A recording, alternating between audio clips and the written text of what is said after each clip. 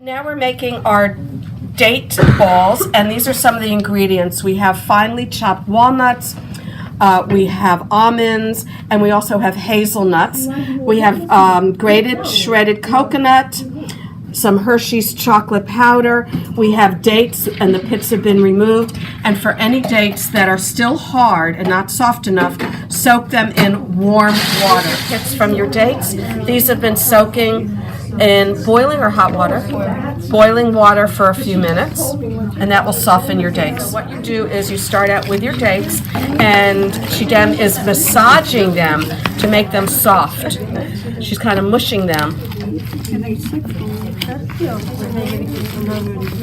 Teaspoons of cocoa powder to the dates that have been mashed by hand. You can also do this in a food processor.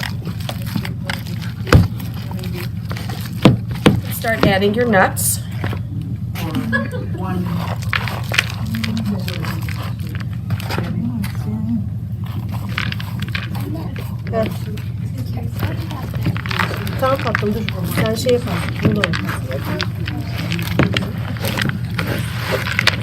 Big fat pinch of the date mixture, the crushed dates with the chocolate and the nuts in it, and you're going to roll this into about walnut-sized balls in the palm of your hand. Once you have done that, place it into your grated coconut, or if you have crushed pistachios or other nuts, you're going to coat it with that.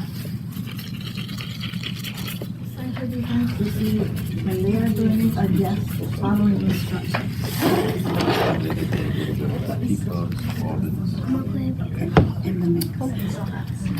Another option is you can also dust it in some cocoa powder, if you're a chocoholic, of course. And then when you're finished, put toothpicks in, and it's a really pretty presentation, your date balls. And again, they're sugar-free, no sugar added.